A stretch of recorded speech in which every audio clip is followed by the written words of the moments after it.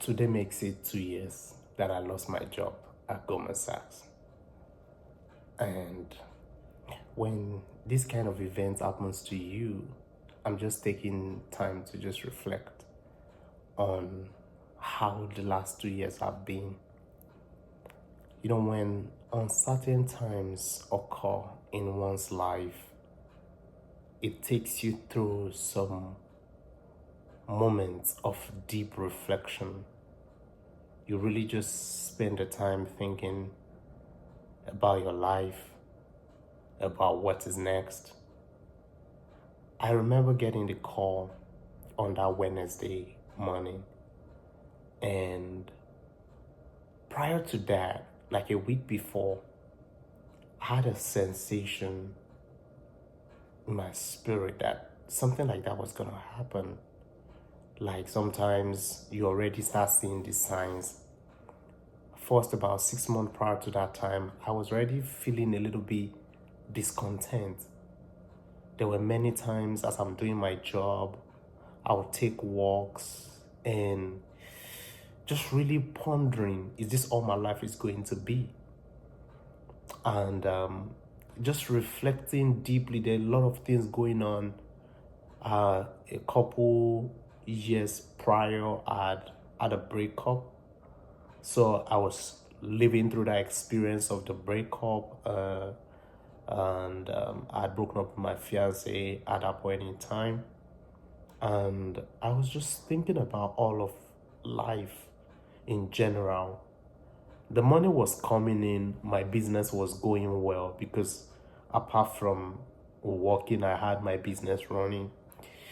But I still had a lot of thoughts about, is this all life is? Is this what I'm going to be doing for the rest of my life? You know, deep questions started resurfacing in my heart. You would expect somebody earning 6 figure and all of those kind of things to just feel content and satisfied and feel lucky about how his life is. But those deep philosophical questions were coming to my heart, to my mind. And while I was navigating my faith, I was navigating, how do I even get stronger in my walk with God? I was navigating, how do I be the best employee I can be? At some point, those depressing thoughts were also coming in, and my output at work wasn't great. It wasn't the best it should be. Someone might even describe me as lazy, incompetent, or whatever name they might, technical deficient, and all of those kind of names. And all that was going on. You know, sometimes when things like this happen, your esteem is shattered. I'd finished with 4.0 in my master's. I know that I'm smart, but a lot of things were going on that was making me incompetent, that was making me just feel not optimal, that was making me feel, just wrecked. I think sometimes we underestimate the breakage that can happen in a person's spirit when people experience maybe a breakup, maybe a loss of a dear one, maybe dirt in the family, maybe some tough season of life, or mental health crisis and stuff. We sometimes underestimate it. We sometimes underestimate somebody going through some PTSD and all of that.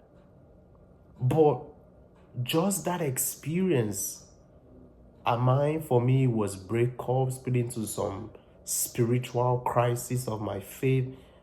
A lot of questions coming onto my heart. And all these things, as you're going through it, you are feeling more isolated. Even though you have friends, you have people that are reaching out to you, you still feel isolated. Then your performance at work is dropping, and you're trying everything to circumvent the situation, but it seems like nothing is working. you don't really show up to meetings as you should. And eventually, when they start doing the performance reviews, you're barely just hoping that you don't, you're not bottom ranked, basically. And eventually, at a point, I was also like, my God, my immigration situation was in very bad state. It was just a lot going on at that season of my life. Like, my immigration was going to end in May, and I'm like, what do I do next? How do I address this? They filed H1B visa for me multiple times. The company I was working at, they filed for me like 3 different times at this point in time, and to no avail. It just felt like a dead end. Then, a week prior, I was praying that morning, and it came to my spirit that I was going to get fired. I was going to get laid off. Unbelievable. I wrote it down in my journal, and 8 days later, it happened. And I was wrestling with it. God, could this be reversed? Could I just have one more chance to just like get my act together and be the best I can be? Literally, it was like, no, it can't be. It's not gonna be reversed. It's gonna happen. I was distraught.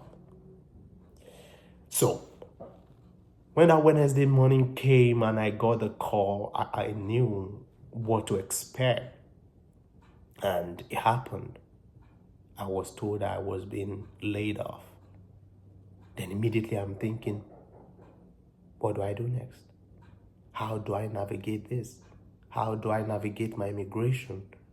And at that point in time, I was like, okay, whatever I can do to start, applying for job, get another job as quick as possible to be able to circumvent the situation or go to school or whatever. It was in that time that at this point I was engaged, or no, about to, I don't know, I can't remember vividly now. But my wife now we're just deliberating on the phone, and I was like, well, one thing that I know that had been laid on my heart for a long time is, going to seminary. I felt like with all the different favors of God I've enjoyed all through life, that there's that calling for me to just like search the deep things of God, to just get to know more about God. So she's like, well, I can explore it, I can apply. We checked, and I found out that it had already been closed 2 months prior. But she was like, it doesn't matter, I should still apply nonetheless. And I did, and within 48 hours, they gave me admission.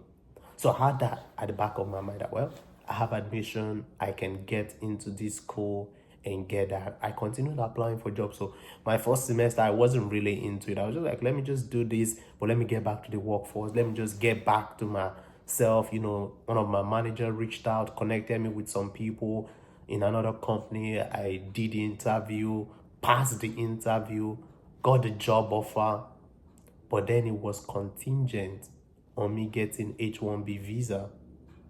And unfortunately, the H1B ballot didn't get me picked.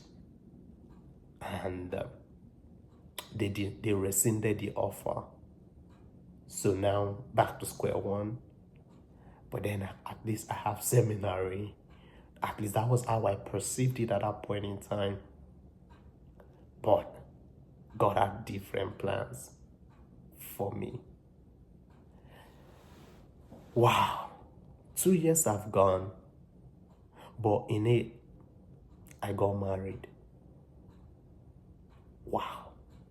Like, I lost my job, but the same year I lost my job, I was able to get married. I couldn't fathom it. What is this plus and minus happening in my life? How do I lose a job and then get married? How do I take care of a new family? But God has been faithful. God has really been good to me, and God has really helped me. Well, as God will have it, prior to all this, when I was working, I had established a small business, and while the job loss happened, I still had a business to fall back to. I still had little income coming in, and it was a whole lot of reshuffling, replanning. I could have scaled the business much more when I was still working, but I had to be under control because I didn't have the right immigration documents to do that. So it took a lot. But I'm sharing this today to someone out there who maybe you're going through a very dark time in your life. Maybe it's a job loss, maybe it's a loss of something precious to you, and you just feel like everything is chaotic. There's no point. It's a season. It's a season. It's a season of life. And life comes with its different challenges, with ups and downs. But in it all, I've learned to put my trust in God. It has taught me a lot within these last 2 years. My priorities have been reset. When I came to this country, it was more about just pursuing the American dream, becoming a millionaire or whatever, achieving success. But these last 2 years helped me recalibrate, helped me rediscover what success means. It helps me to understand that what shall it profit me if I gain the world and lose my soul? It helped me to rediscover myself. That's all of those things. It doesn't matter. It doesn't define me. Guess what? I fell in love back with programming. I fell in love back with all the things, all those passions that were lost. I regained them back. I fell in love with even God's plan for my life. I don't wake up in the morning feeling burnt out. I wake up starting to think of how I can leave a legacy behind, how I can impact the next generation. I think of possibilities. I think of how I can help people. But all that was not in my mind and thoughts. In those years, I worked for about 3 years, made a lot of money, and thank God for it because it set the foundation for my business, and I'm grateful for the opportunity. I'm grateful for my employer. I'm grateful for those opportunities that was presented to me because they were the one that set me up to be able to not have the flexibility to even have this time to think. 2 years of reflection, 2 years of becoming the man that God is making me to become. Within these 2 years, I became a father, a huge responsibility with a whole lot of learning curve. But it's the best experience of my life. Yeah, being a husband, being a father, it's a lot, but it's not something that I take trivially. But not only that, having this precious time with my baby, it's priceless. Watching the birds, watching every step of the way, it's priceless. It's not something I would trade for $1 million. It's the truth. But I'm just grateful, and to encourage anyone out there feeling despair, feeling overwhelmed, even you might be considering maybe I'll just take my life. Please don't. Don't do that. Don't take your life. I'm not going to say it's going to be easy, but I'm going to say that God surely has a purpose. Don't feel sorry for yourself. Don't feel sorry for your life. Don't feel you're less than anybody just because they have what you lack. You will be fine. I've remembered this verse and it stays with me. Having food and raiment, let us be there with content. That's helped me through these 2 years. 2 years of God's supply. 2 years of just trusting in God and not lacking anything. 2 years of just looking unto Jesus, the author and the finisher of my faith. I regained something that was lost. I regained a joy in God that was lost. I regained a fervency in spirit that the whole busyness of America are taken away. I regained it in these 2 years. And I found out that it's worth living for. Like, really. Really. Jesus is worth it. I don't know what the future holds. I can't guarantee it. But I'm okay. I stay in the safety of the presence of God.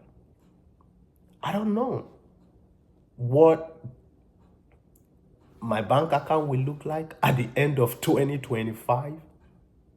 I don't know. But then I'm going to continue to do my part. Trusting the Lord. Being the best I can be. And leaving the rest in His hands. Because I know who holds tomorrow. And I know He holds my hand. I hope this encourages you.